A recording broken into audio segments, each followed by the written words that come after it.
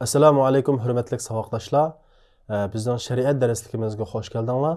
Biz shariat darsligimizningki tunji o'rganadigan penimizni aqida peni qilib tanladik.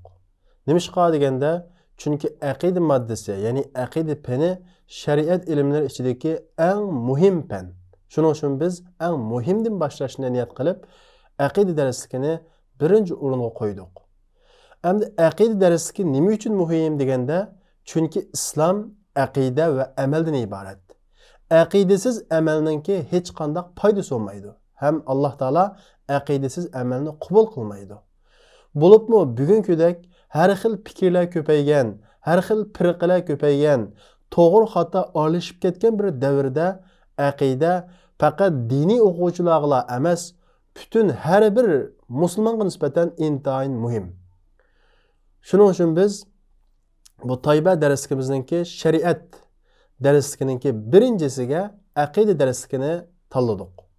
Endi biz aqida darsligida qaysi kitobni, qaysi xil aqidani asos qilib o'qiymiz deganda, endi fiqhi, ya'ni shariat fiqhi hukmlaridan ixtilofotlar yuz bersa, bu yerdan mazhablar maydonga keladi.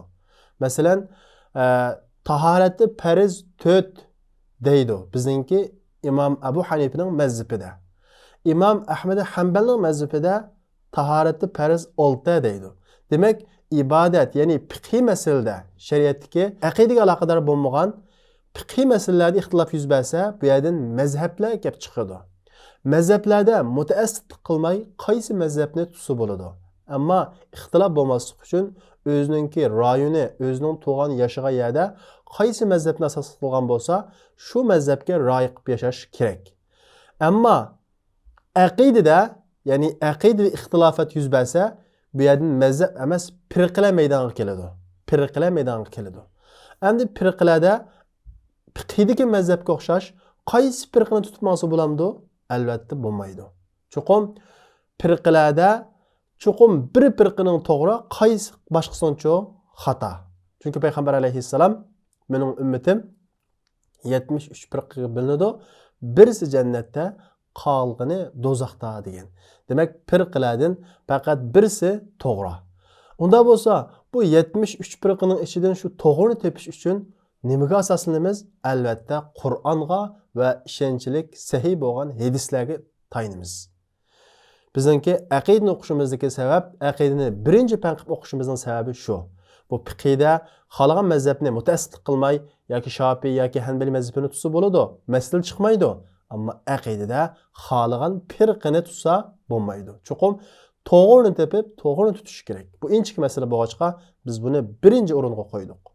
Endi biz qaysi kitobni asos qildik deganda, aqidada biz Fiqhul Akbar degan kitobni asos qildik. Bu Fiqhul Akbar degan kitob bu Maktabul Fuqaha lit-Tadrib val Istishoratningki Ta'hilul Fiqh deydigan bir darslik programmasi ichidagi aqida darslik kitobi.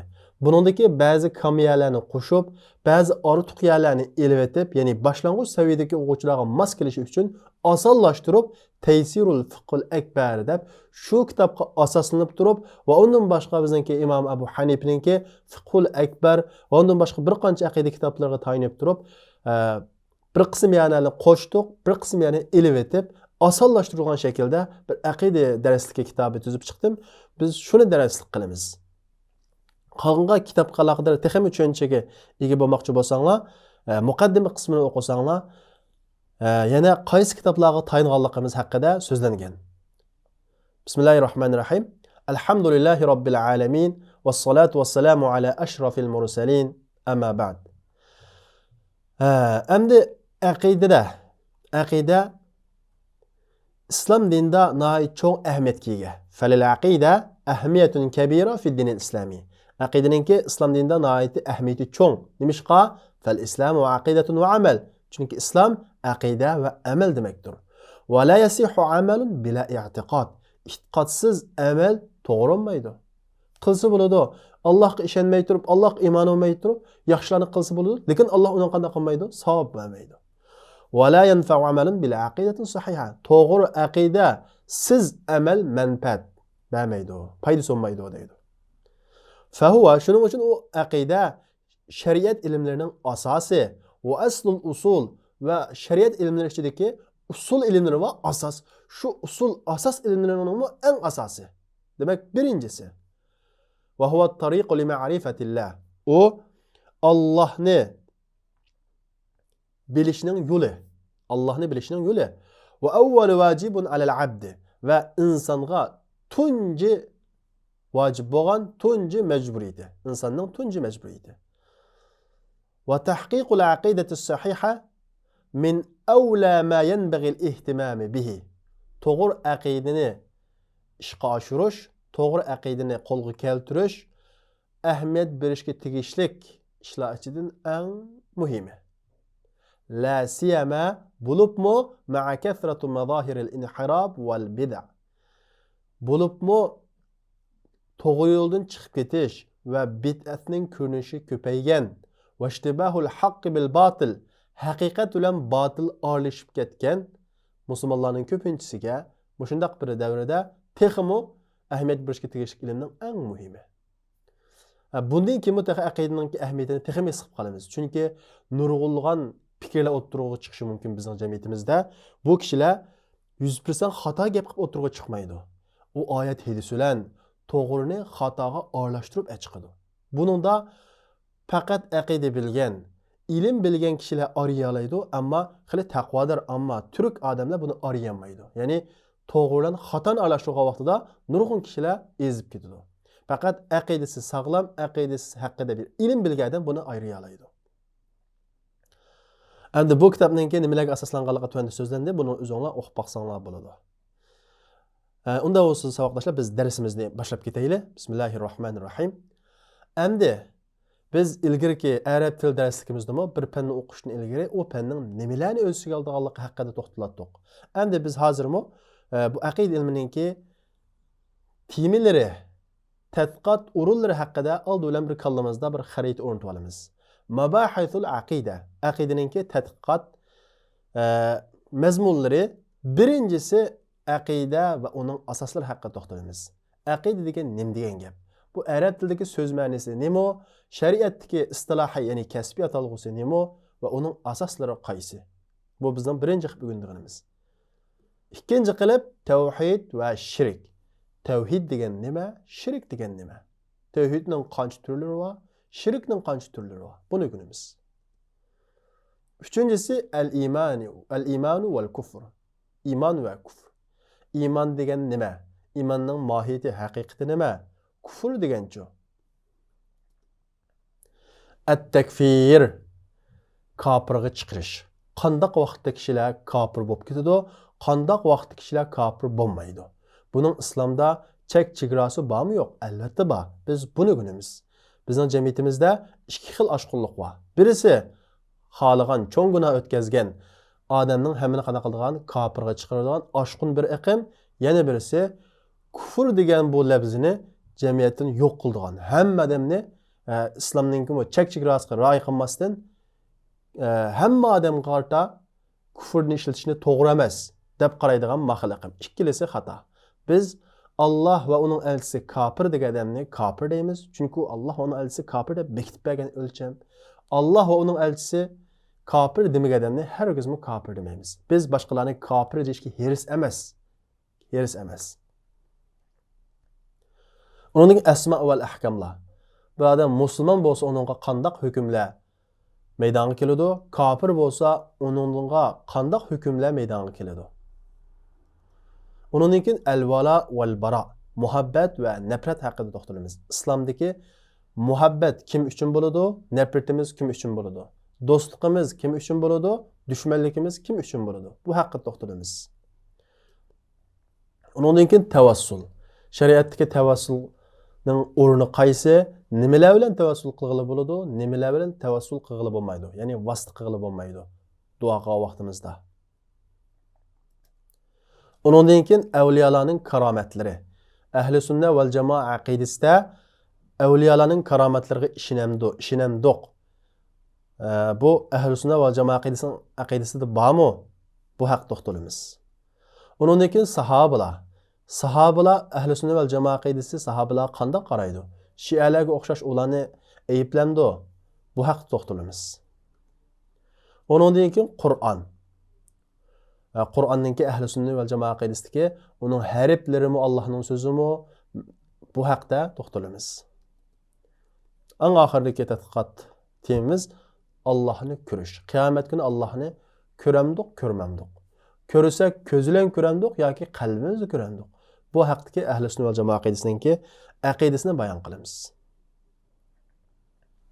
Unda olsa biz birinchi temaga kiraylik. Birinchisi aqida. Aqida. Biz arab tilida o'qidik. Aqida degan so'zningki old bilan biz lug'at ma'nosini bir tunishib chiqaylik.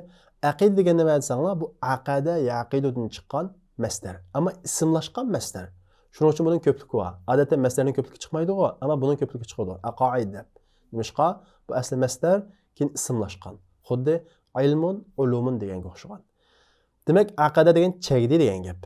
Aqida chigish. Lug'at ma'nosida buning ma'nosi chiqdi. Qalbninki chigilgan narsasi. Bizning qalbimiz Allohga, islomga chigilgan-ku, mana shu chigilgan, chigishni biz deymiz aqida deymiz. Aqidasi chin degan gap, uning qalbi islomga chin chigilgan degan gap. Endi lug'at ma'nosi al-aqida lug'atan min al-aqd, bu aqddan chiqqan gap. Shaddu va rabtu va thubut. Shadd degan chin chigish, va rabtimi chigish, thubut degan mustahkam turish degan ma'noda lug'at ma'nosida istilohan, ya'ni shar'an, shariatdagi ma'nosi aqida deganimiz hiya ma yan'aqidu alayhi qalbul mar'i va yajzimu bihi va yattakhidhuhu dinan va madhhaban bihaythu la yatatarraqu ilayhi shakku fihi. Diqqat. Istilohiy jihatda aqida deganimiz u odamning qalbi chigilgan va uningga jazmiyat qilgan va din va mazhab qilib tutgan narsa. Va u din va mazhab qilib tutgan narsada u qalbga shak kechmaydigan darajada. Diqqat. Aqida degan nima desak, aqida deganimiz odamning qalbi jazmiyat qilib, chigilib, shak kechmaydigan, u din va mazhabda shak kechmaydigan darajada din va mazhab qilib tutgan narsa. Keskin, aniq qilib tutgan narsani biz qalbimiz chigilgan narsani deymiz, aqida deymiz. Odamning qalbi chigilgan va uningga keskin jazmiyat qilgan va yattakhidhu dinan va madhhaban, va uni din va mazhab qilib tutgan. Qanday darajada? Bihaythu la yatatarraqu ilayhi shak. U qalbga, u din va mazhabda shak kechmaydigan darajada, faqat shaklanmaydigan darajada. Bu tushunish bo'ldi-ku deyman. Endi aqidasi bo'lganning foydasi bor. Aqidasi bo'lganning foydasi bor desa, biz bayda deb o'tgandek, aqidasi sog'lom bo'lgan odamning amali qabul qilinadi. To'g'ri shaklda amal qiladi ham amali shu qabul qilinadi. Endi samaratu, uning foydalari birinchisi at-taharruru min ar-riqqi lil makhluqin. İnsanlarda bo'lsin, insonning qalbi chuqur bir narsaga bog'lanadi. Qalbi bog'lanadi. Ya'ni inson chuqur bir narsaga, moddiy qilib vaqtimizda, inson chuqur bir narsaga qul bo'ladi. Ya havoy havasiga qul bo'ladi, ya mol dunyo qul bo'ladi, ya insonga qul bo'ladi, ya Alloh qul bo'ladi. Aqida bilgan odam mahluqotlar, mayli havoy havas bo'lsin, mayli mol dunyo bo'lsin, mayli inson bo'lsin, mahluqotlarga qul bo'lishdan qutuladi, ozod bo'ladi. Allohga qul bo'lgan odam boshqa narsaga qul bo'lmaydi. Buning bilan ishqa oshadi, aqida bilan ishqa oshadi. Ikkinchisi ar-rohatun nafsiyya va atma'anniyatul qalbiyya. Aqidasi mustahkam bo'lgan odam nafsiy jihatdan, ruhiy jihatdan rahat bo'ladi, qalbiy jihatdan xotirjam bo'ladi. Uningda shak olmaydi. Uning kallasida nurg'ulgan masala oydin, aniq bo'lgan bo'ladi. Qalbi jazmiyat ustiga qurilgan bo'lg'achqa. Uningdan keyin fikriy jihatdan mo'cho qanoat qiladi. Aqliy zidlikdan sog'lom qoladi. Buning tafsilotini biz tuyanda o'qigan vaqtda ham tushunishlar buning foydasini. Uningdan keyin bid'atdan, shirkdan yiroq turadi. Aqidasi sog'lom bo'lgan odam bid'atdan, shirkdan yiroq bo'ladi. Uningdan keyin as-saadu fid-darain, dunyo va oxiratda baxt ko'rishadi. Dunyoda qalbi xotirjam bo'lib, fikriy qanoat topadi. Oxiratda qilgan amallar qabul qilingachqa uning mukofotini ko'radi-da, ikkala dunyoda qanday bo'ladi? Baxtli bo'ladi. Ham aqidaningki asoslari qaysi? Ham aqidaning asoslari deganimiz bu ba'zi yerlarda iymonning ruknlari, iymonning arkonlari deb keladi. Ikkisi bir gap. Aqidamizning asoslari degani, asosiy deganimiz aqidamiz ustiga qurilgan narsa. Bizning aqidamiz nima ustiga quriladi? Birinchidan Allohga ishonish ustiga quriladi. Biz aqidamizda kimga ishonamiz? Allohga ishonamiz. Ikkinchidan, farishtalarga ishonish ustiga qo'yiladi. Uchinchidan, kitoblarga ishonish ustiga qo'yiladi. To'rtinchidan, payg'ambarlarga ishonish ustiga qo'yiladi. Beshinchidan, qiyomat kuniga, oxirat kuniga ishonish ustiga qo'yiladi. Oltinchidan, qadrga, taqdirga ishonish ustiga qo'yiladi. Endi Allohga ishonish nimalarni o'z ichiga oldi? Farishtalarga ishonish nimalarni o'z ichiga oldi? Kitoblarga ishonish nimalarni o'z ichiga oldi? Payg'ambarlarga ishonish. Qaysi payg'ambarlarga ishonamiz? Qiyomat kuniga ishonish nimalarni o'z ichiga oldi? Taqdirga ishonish nimalarni o'z ichiga oldi? Biz har birini tafsiliy so'zlaymiz. Oldin biz aqidaning asoslarini ixcham shaklda ko'rib oldik. Endi bu aqidaning asosi dedik. Buning dalili nima? Buni nereden oldik biz esa? Birinchidan hadisda payg'ambar alayhisalom qala sallallohu alayhi vasallam li Jibril iymon nima deb so'ragan vaqtida an tu'mina billahi va malaikatihi va kutubihi va rusulihi va yawmil akhir va tu'minu bil qadri khayrihi va sharrihi. Yani Allohga ishonish, farishtalarga, kitoblariga, elchilariga, qiyomat kuniga va taqdiriga, ya'ni uni yaxshilik bo'lsin, yomonlik bo'lsin, taqdirga ishonish deb shuni Jibril alayhissalom qanday qilgan so'zlab bergan. Rasulullohga dinni o'rgatgan kelgan vaqtida. Qur'ondan bo'lgan dalili valakinnal birra haqiqiy yaxshilik deganimiz man amana billahi Allohga ishongan, qiyomat kuniga ishongan, farishtalarga ishongan, kitoblarga ishongan va payg'ambarlarga ishongan deb oyatda kelgan. Yana bir oyatda Alloh taolo "O may yakfur" kimiki Allohni inkor qiladi ekan, ya'ni Allohga ishonmaydi ekan, farishtalarga ishonmaydi ekan, uning kitoblariga ishonmaydi ekan, uning elchilariga ishonmaydi ekan, qiyomat kuniga ishonmaydi ekan, ya'ni iymonning asoslari, iymonning asosi ishonmasdan bo'ldi, faqat dalla dalalan ba'ida. Bu yiroq bir ozg'unlikda ezib ketgan bo'ladi. Buni inkor qilgan odam yiroq ozg'unlikda ezib ketgan bo'lsa, buning ishongan odamcha to'g'ri yo'l ustida bo'ladi. Endi sizlar bu 6 iymonning aqidaning asoslarini tuvandagi kataklarga yazsanglar bo'ladi. Endi bizning bugungi tunji darsimiz inshaalloh biz kelarki darsimizdan tortib aqidaning asoslariningki har birininki o'z ichiga oladigan mazmunlar haqida to'xtalamiz. Unda bo'lsa vaqtdoshlar biz kelarki soatlik darsimizda ko'rishaylik. Assalomu alaykum.